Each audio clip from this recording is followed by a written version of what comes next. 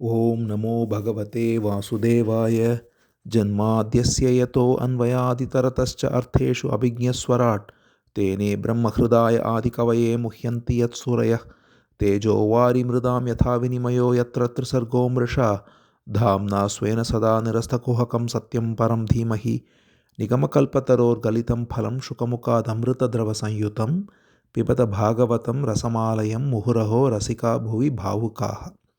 So we now enter the 36th chapter of the 10th Skandha of Bhagavatam.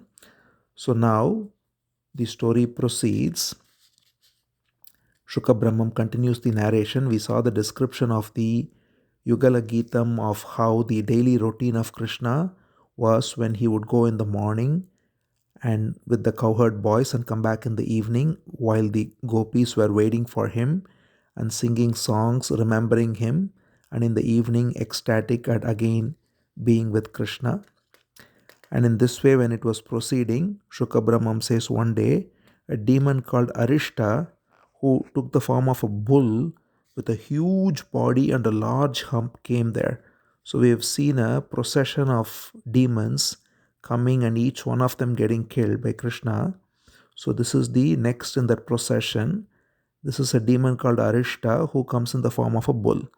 So he has this huge horns as well, and his hoofs are very powerful, and he is shaking the earth with his hoofs, and he is bellowing harshly, making loud sounds, and with his hoofs he is literally breaking earth. His tail is up, and his horns are so powerful, and he is bending forward and putting his horns into earth and creating a lot of dust and creating a lot of mayhem and making very harsh sounds and staring at everyone with very harsh, unblinking eyes. And with this thunder like roar, it is said that everyone got scared. In fact, some of the cows that were pregnant, they prematurely delivered because that's how ferocious this bull's roar was.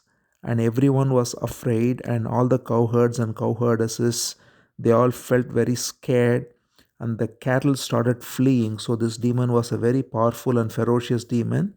So everyone cried for Krishna as always, taking refuge in Govinda. They said, Krishna, Krishna iti te sarve Govindam sharanam yayuhu Bhagavan api tadvikshya Gokulam bhayavidrutam. So they all said, O Krishna, and they went to Govinda, the Supreme Being, the Lord. And Bhagavan said, Don't worry, I will take care.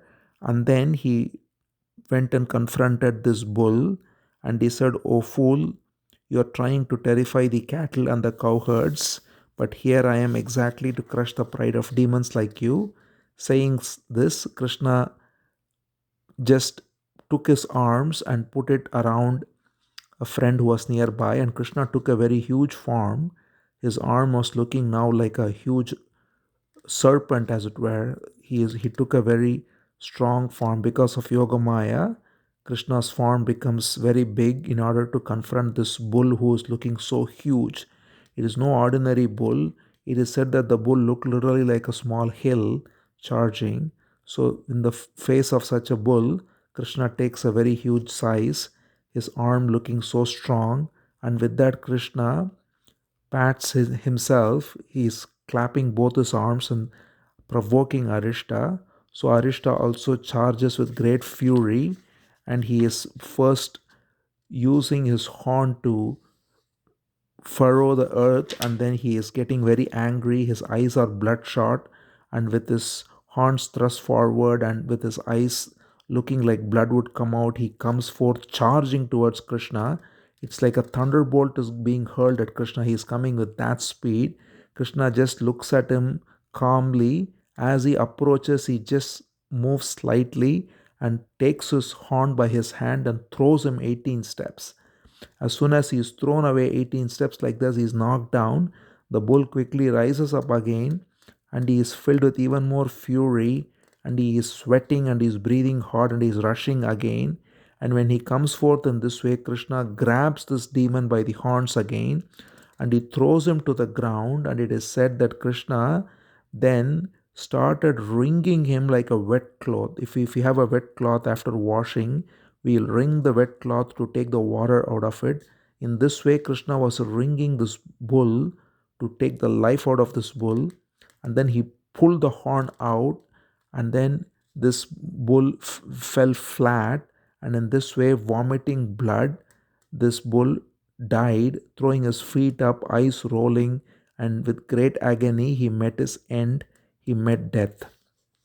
So in this way, Krishna killed this demon, and everybody applauded with throwing with flowers. All the subtle celestial beings as well as the residents of Vrndavan were very happy.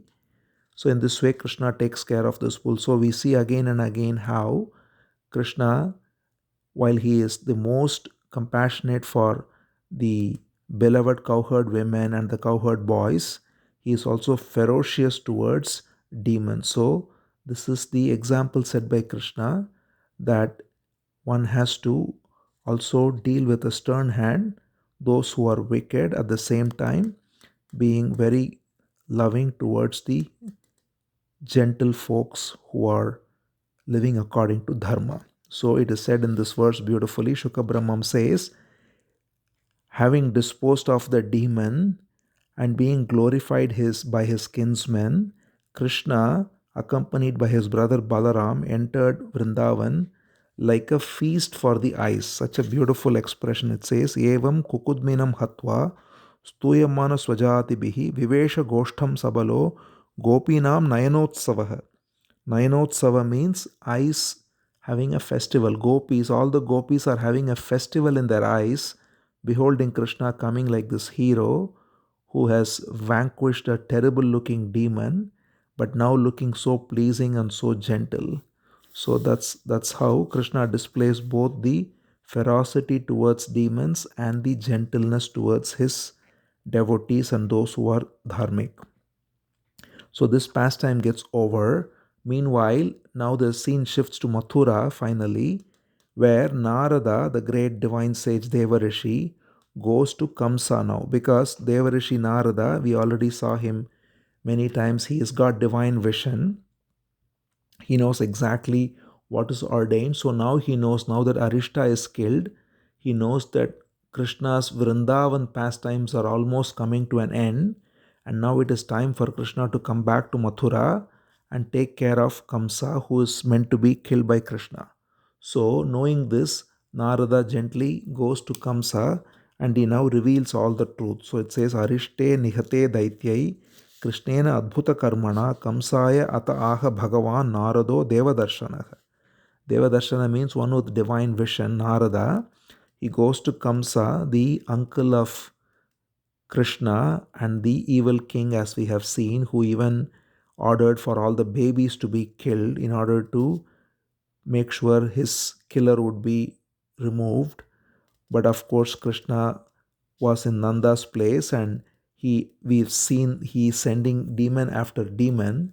He of course did not know exactly where Krishna is. He knows that he is in the kingdom somewhere. So his demons would always find their way and they would find Krishna.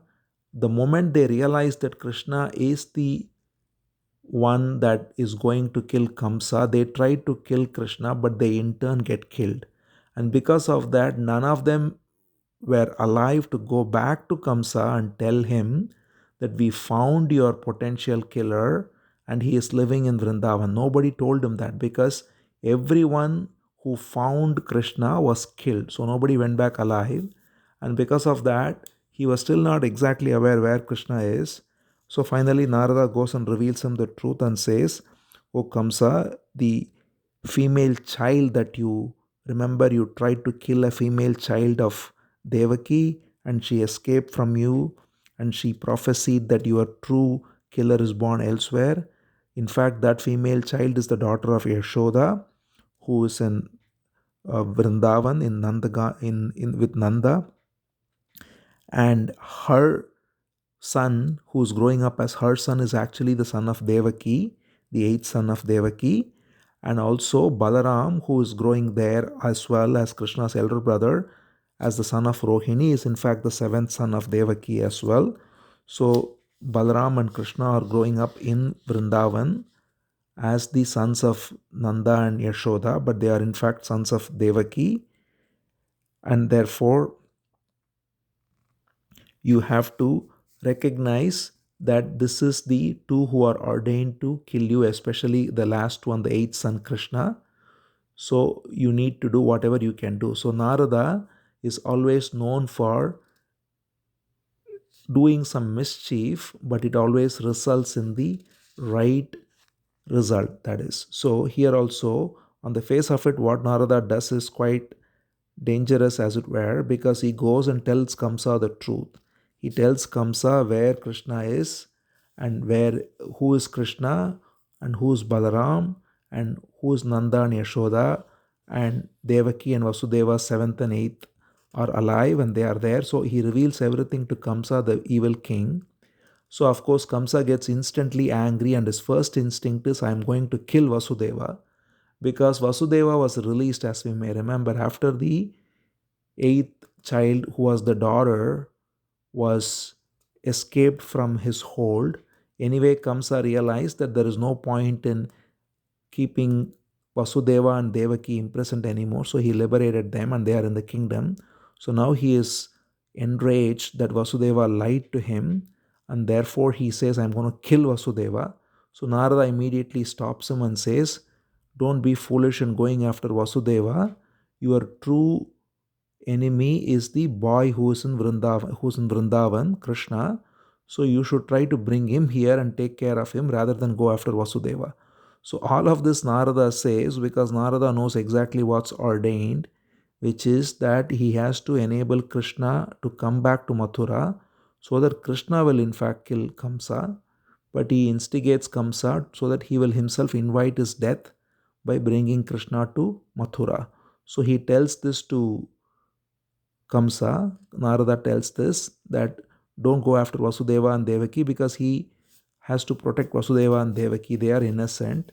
So Narada ensures that they are not facing any harm, and he just directs Kamsa's anger towards Krishna so that he will invite his death. So he says, go and do something about it. Then he leaves. So Narada has done his job beautifully. And now Kamsa is of course extremely angry, and now he has also listened to Narada's counsel and he thinks it's right. Yes, I need to focus on killing this Krishna. So he first calls a demon called Keshi, and he says, oh Keshi, now I have found the whereabouts of this Krishna. So you go to Vrndavan and you take care of him. So that's the first order he gives. Then he calls a bunch of his assistants, who are all huge wrestlers. They are named as Mushtika, Chanura, Shala, and so on. All of them are expert wrestlers. And there is also a keeper of elephants. He has a huge giant elephant called Kuvalayapida. So he calls the keeper of the elephant as well as these wrestlers. Then he tells them, here is my plan. I am going to get Balaram and Krishna, the two sons of Vasudeva. They are in Nanda's Vraja, Vrndavan. And it is said that they are the ones who are ordained to kill me. But let me see how that happens, because I am going to bring them here and I want you to kill them. So he tells his wrestlers, these are after all boys, you are huge wrestlers. So you be prepared. We will arrange a wrestling match and we will have a huge amphitheater built for it. We will have the people of the city also come and witness. We will make it a huge festival so that nobody suspects anything. It will be a huge celebration. The whole city will celebrate. There will be a festival, and as part of the festival there will be a wrestling match, and in the wrestling match we will invite Krishna and Balaram and we will draw them in. There is a huge amphitheater we will build, and as everybody witnesses, when we have the wrestling match with them, you somehow kill them off. This is the order he gives to Mushtika and Chanura. And then he calls the keeper of the elephant, Kuvalaya Pida, and he says to the elephant keeper, he says, you keep your elephant ready, do whatever you can do to make the elephant so angry at the entrance of the amphitheater, because I want you to actually have Krishna and Balaram killed at the entrance itself. So for him, the wrestlers are a backup plan. He first tells the wrestlers, be prepared to kill Krishna, and sends them off. Then he calls this elephant keeper, the keeper of Kuvalayapida, and he says, you make your elephant so angry somehow that when they even enter the amphitheater, I want the elephant to trample them to death. Only if they escape that, they would even enter the wrestling arena, and there of course they will be killed anyway. So this is his master plan.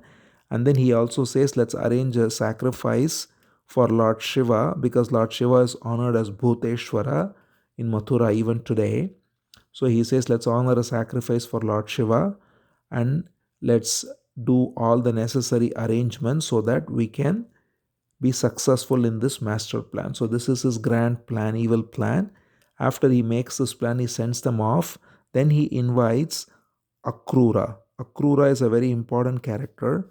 We already saw Akrura introduced earlier in the ninth Skandha when the whole clan of Vrishnis was given. Akrura is like a grand uncle of Krishna. He is a old gentleman who is very devoted to Krishna, who is aware of the prophecy. Even though he is much senior in age to Krishna, he knows that Krishna is the supreme being who has descended. And therefore, when Kamsa took over power and he drove out most of the Vrishnis, that is, all the Yadavas and so on, a few remained because they swore allegiance to Kamsa. And Akrura is one of them, because Akrura, he knew within himself that this is not going to last. The prophecy is that Krishna will come to Mathura and kill Kamsa, and he wanted to behold Krishna. He wanted to get the darshan or association of Krishna, and therefore he was fine to be there. So he just remained in the good offices of Kamsa, awaiting this very moment. So he was now called by Kamsa, and Kamsa tells Akrura. Kamsa doesn't know any of this.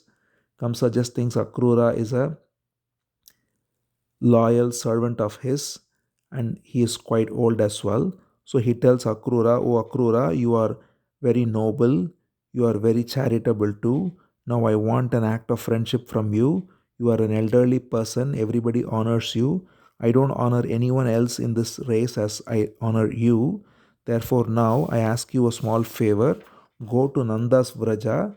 There, the two sons of uh, Vasudeva are there." He says their names are, he says earlier, he says, Nanda Vrije Kila Sate Sutau Anakadundubehe Ramakrishno Tato Mahyam Mrityu Kila Nidarshitaha.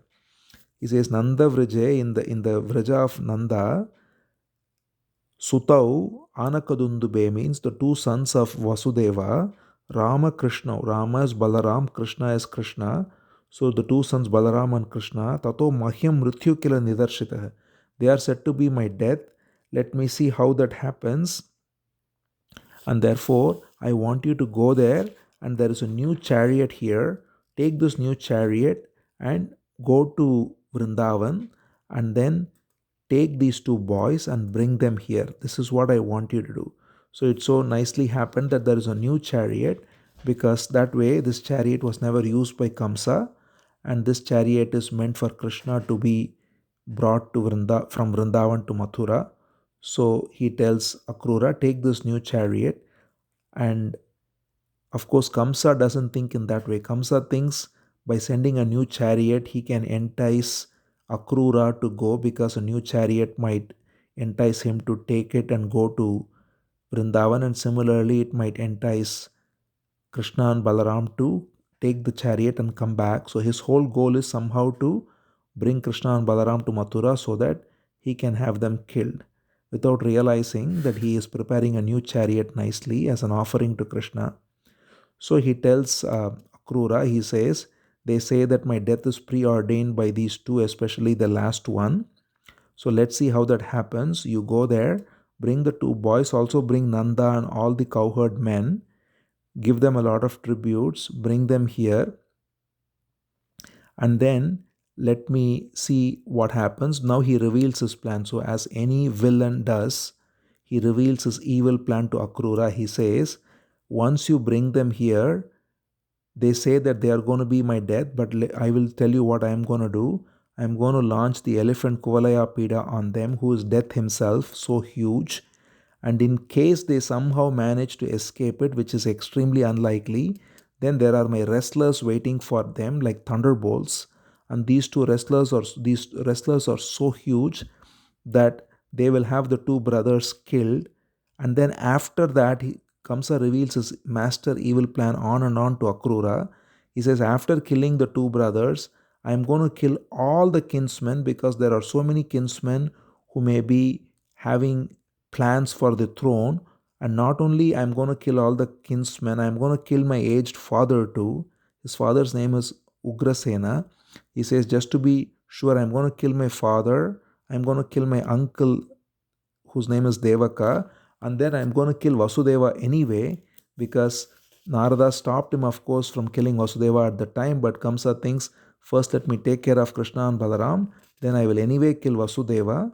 So in this way, Kamsa is making a very grand plan that he will kill everyone, including his own father, uncle, Vasudeva, Devaki, everyone. And he says, my father-in-law Jarasandha, he's the only person I trust, because he is just like me, and with his help and with the alliance of various other evil characters he mentions, like Shambhara, Naraka, Bana, and so on, Bana, he says, with the help of these characters and my father-in-law, I will rule the whole globe. So now you go there, don't disclose this plan to anyone, just bring Krishna and Balaram here. He says, Etad Nyatva Anayakshipram Rama Krishna Iha Arbakau. So he says, bring Rama and Krishna, Balaram and Krishna. This is my plan. Don't reveal this, of course, to anyone, but just bring those two here. So, just like any evil villain, Kamsa reveals his entire master plan to Akrura. But of course, Akrura knows everything in his heart that nothing is going to come to pass, because otherwise Akrura would not bring Krishna and Balaram being devoted to Krishna. He would not bring Krishna to harm's way. But in fact, he knows that it is Kamsa who is going to be in harm's way by bringing Krishna, by voluntarily inviting his own death. So Akrura very diplomatically says, looks like you have a very solid plan here. You've thought out every angle. So he says in a very sarcastic way that it's a very intelligent plan, it appears, but let me say only one thing. Make sure your mind is balanced in success and failure, because we cannot guarantee the fruits of our actions. He says, Siddha asiddhayoho samam kurya daivam hi phalasadhanam. He says very diplomatically, hinting to Kamsa that none of your plans are going to come to truth. In fact, it's going to be the opposite. But without telling anything, diplomatically, Akrura says, you have, looks like, thought out very thoroughly, but just be equanimous. That's a good idea. Don't be so expectant. Whatever comes happens according to providence. Therefore, he says, people may entertain very high aspirations, very high plans, but providence thwarts it, and sometimes joy comes, sometimes grief comes. So we don't know what will happen. Anyway, I will do what you say. He says, Manorathan karoti uchairjano daivahatan yujyate harsha shokabhyam tatapi agyam karomite. He says, very diplomatic response by Akrura, the aged, wise uncle. He says, first, try to be equanimous, whether success comes or failure comes for your grand master plan, because people make grand plans, but fate ordains in other ways. Sometimes it's successful, sometimes it's not so, sometimes it's happiness, sometimes it's sadness.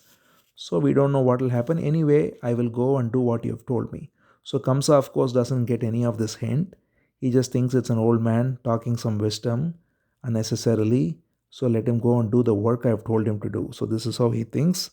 And when Akrura finally says, yes, I will go in this chariot and bring them, Kamsa is happy.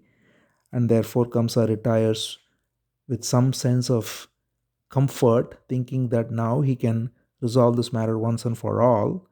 And meanwhile, Akrura returns to his house very happy, knowing that finally he is going to get the darshan of Krishna, which he has been awaiting all these years. And with this chapter ends. Om Namo Bhagavate Vasudevaya.